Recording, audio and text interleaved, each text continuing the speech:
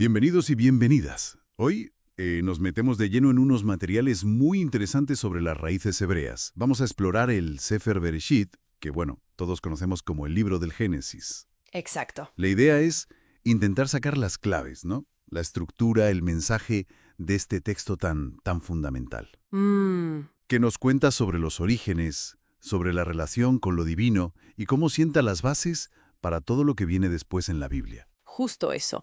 Vamos a analizar un poco de todo, desde el idioma original hasta las historias principales, para entender por qué un libro, pues, con más de 3.500 años, sigue siendo tan relevante hoy.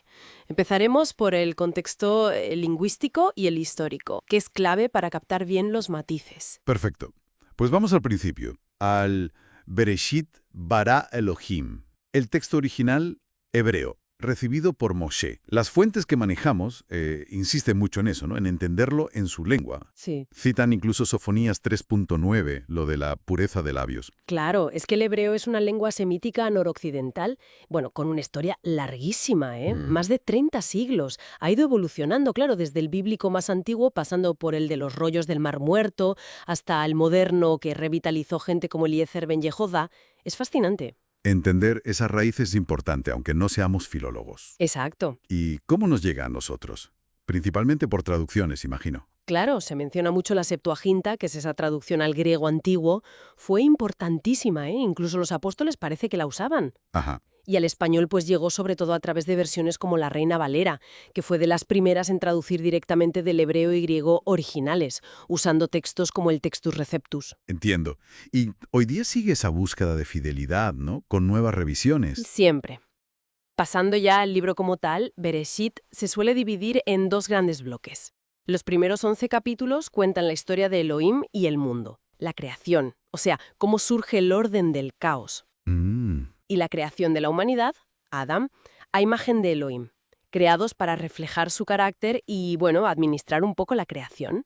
Y ahí, justo ahí, llega el punto de inflexión, el árbol del conocimiento del bien y del mal.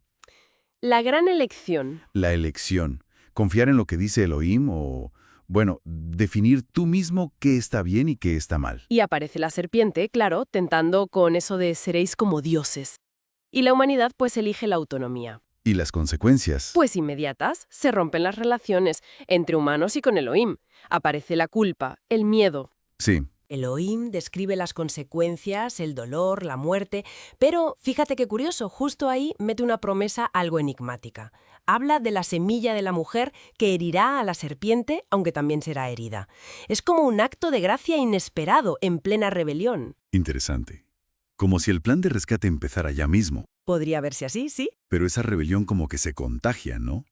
Vemos Caín y Abel, la violencia de Lamec, esos hijos de Elohim y los Nefilim. Una espiral que, bueno, lleva a una corrupción tal que desemboca en el diluvio, el Mabul. Exacto. Y solo se salvan Noah y su familia. Pero ni siquiera Noar, que es como un nuevo Adán. Tampoco. También falla después. Su caída, digamos, precede a la historia de la Torre de Babel, que es otro acto de, bueno, de arrogancia humana, ¿no? De querer hacerse un nombre, desafiar a Elohim, y acaban dispersados. El mensaje parece repetirse. Un mundo bueno, pero dañado por esa elección humana de querer definir el bien y el mal por su cuenta. Esa es la tensión constante en estos primeros capítulos. Y entonces en el capítulo 12, cambio de tercio. Sí, ahí hay un giro importante. Elohim llama a Abram, que luego será Abraham, y le hace unas promesas. Tela, tierra, una nación enorme, un gran nombre. Y muy importante, ser de bendición para todas las familias de la tierra. Ahí parece empezar el plan de Elohim para, digamos, rescatar o restaurar el mundo a través de esta familia concreta. Empieza la historia de los patriarcas. Eso es. Las historias de Abraham, su hijo Yitzhak, Isaac, y su nieto Jacob, que luego se llamará Yisrael, el que lucha con Elohim. Son historias, bueno, complejas, llenas de fe, pero también de fallos, de errores gordos, que ponen en peligro esas promesas continuamente. Sí, eso llama la atención. Abraham miente sobre Sara por miedo.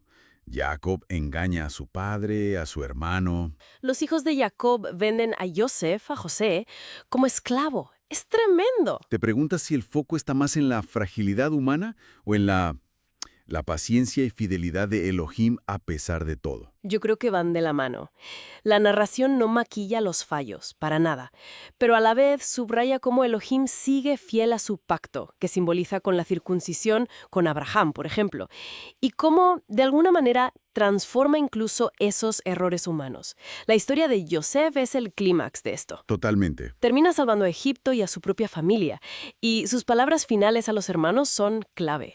Ustedes pensaron hacerme mal, pero Elohim lo cambió en bien para salvar muchas vidas. Exacto. Esa frase casi resume el libro entero. Es brutal. Hablando de términos clave, Elohim aparece constantemente. ¿Qué significa exactamente? ¿Es solo Dios? Buena pregunta. Elohim en hebreo, es la palabra que normalmente traducimos como Dios. Aunque la forma es plural, gramaticalmente hablando, se suele interpretar como un plural majestático o de intensidad. O sea que enfatiza la grandeza. Eso es. Señala la grandeza, la totalidad del poder divino en uno, en Ejad. No necesariamente que haya varios dioses, que para eso se usaría Elim. Es más bien un título, como decir rey o incluso juez. A veces se usa para autoridades humanas o seres espirituales, no un nombre propio como Yahweh, que se revela más tarde. Entendido. Un título que engloba la divinidad. Exacto. Bueno, hemos hecho un buen recorrido. Creación, caída, diluvio, las vidas complicadas de los patriarcas. Y siempre esa tensión, la humanidad que tropieza y un Elohim que persiste en su plan de bendición. Sí, y esa tensión llega a un punto álgido hacia el final, con la promesa ligada a Judá, de donde vendrá un rey que traerá justicia y restauración. Pero Bereshit nos deja ahí, con la familia en Egipto, como en suspenso, esperando que esas promesas se cumplan del todo. Queda una reflexión final, volviendo un poco al principio. Las fuentes insisten en lo del idioma original, en esa pureza de labios. ¿Cómo nos afecta hoy la forma en que nombramos y entendemos estos conceptos tan antiguos? En nuestra propia búsqueda de sentido, ¿qué se gana o se pierde al traducir? No solo palabras, sino visiones del mundo enteras. Es una pregunta profunda, sí. La traducción siempre implica una interpretación, una elección. Y con textos tan fundacionales, esas elecciones tienen un peso enorme en cómo los recibimos y vivimos hoy. Da para pensar, desde luego.